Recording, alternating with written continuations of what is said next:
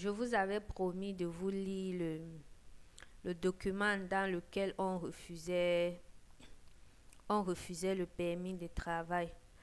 Si vous me découvrez pour la première fois, je me prénomme Sumo Manuela et je suis actuellement au Canada en tant que travailleuse temporaire.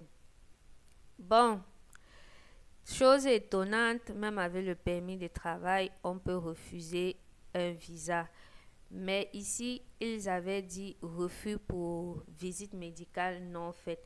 Donc, c'est quelque chose qui nous avait même permis de faire la requête parce que le motif avait été donné. Et comme je le dis toujours dans mes précédentes vidéos, lorsqu'on appelle quelqu'un de venir déposer son passeport, ça veut dire que forcément la personne a eu son visa.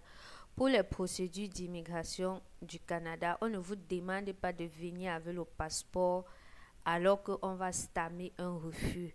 Lorsqu'on veut vous refuser le visa, on vous envoie juste un message. Pareil que lorsqu'on a accepté, on vous envoie un message dans lequel on vous demande de venir déposer.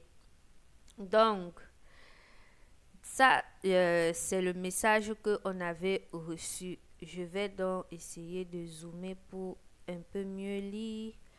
Excusez,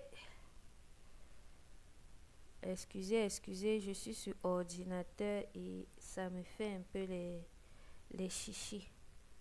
Bon, ok. On va commencer la lecture. Madame, monsieur, le nom a été donné. Je précise que ici, je suis en train de lire la lettre dans laquelle on a refusé le visa le 10 mai. Cela va être envoyé le 10 mai, c'est ça, oui, le 10 mai 2024 pour une procédure qui a commencé le 1er août 2023. Madame, monsieur, le nom a été donné. Nous vous remercions de l'intérêt que vous manifestez à travailler au Canada.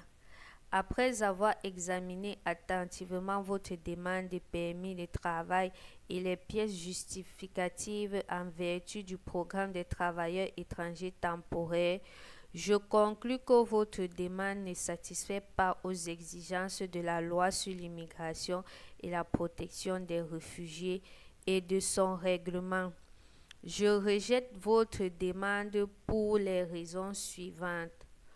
Vous ne vous êtes pas conformé à notre demande de renseignement, conformément au paragraphe 16, entre parenthèses 2, de la loi sur l'immigration et la protection des réfugiés. À ce jour, vous ne vous êtes pas conformé à notre demande de subir un examen médical. Pour mieux comprendre les motifs de refus de votre demande de résident temporaire et savoir ce que vous pouvez faire ensuite, visitez-le. Un lien a été donné. Prochaine étape. Oh, pourquoi ça ne veut pas avancer? Ok. Prochaine étape. Si vous décidez de présenter une nouvelle demande, sachez que votre nouvelle demande sera évaluée selon son bien fondé. Vous devez soumettre une nouvelle demande ainsi que toutes les pièces justificatives pertinentes et payer à nouveau les frais liés à une demande de résident temporaire. Et votre nouvelle demande pourrait être refusée à moins qu'elle soit appuyée par de nouvelles informations ou pièces justificatives qui convainquent l'agent que vous répondez aux exigences prévues pour une telle demande. Pour obtenir plus d'informations sur les prochaines étapes ainsi que des références juridiques, vous pouvez consulter notre centre d'aide en ligne. Un lien a été donné. Donc, en gros, voilà ce que le message disait.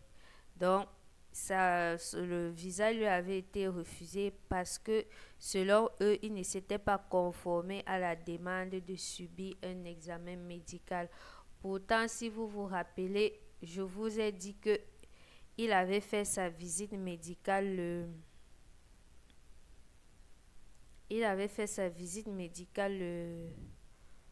le 12 octobre 2023 et le 3 mars, il avait reçu un message dans lequel on parlait encore de visite médicale.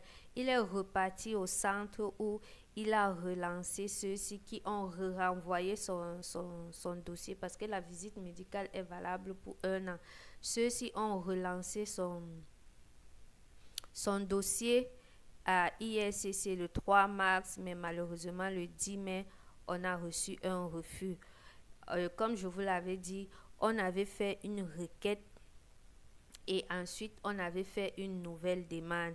La nouvelle demande qui, heureusement pour nous, a finalement abouti le... Attendez, a finalement abouti le 16 septembre. Non.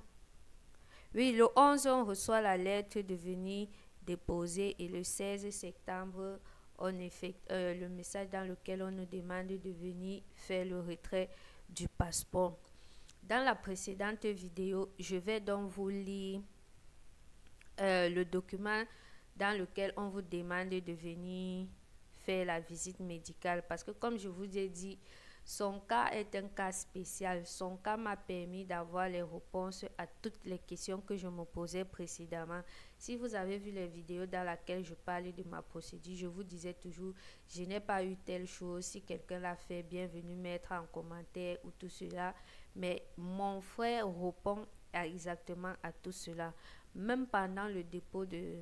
Même pendant lorsqu'il est parti faire le dépôt de son passeport, son numéro sur son document de lettre d'introduction était différent de celui de la lettre dans laquelle on venait demander de déposer le passeport. Donc, il a dû payer une somme. Chose que je vais partager bien évidemment avec vous. Donc, dans la prochaine vidéo, je vous lis le document dans lequel on lui demande de venir faire sa visite médicale parce que dans la deuxième demande de permis qu'on avait fait, on a pu anticiper la visite médicale, mais on a attendu que ISCC l'invite à venir faire la visite médicale. Et il y a une bonne information également que je vais partager avec vous sur le prix, parce que le prix de la visite médicale cette fois-là avait changé, même si on ne connaissait pas. Bon, on se retrouve dans la prochaine vidéo. Merci d'avoir regardé cette vidéo et si vous n'êtes pas encore abonné à ma chaîne, surtout faites-le.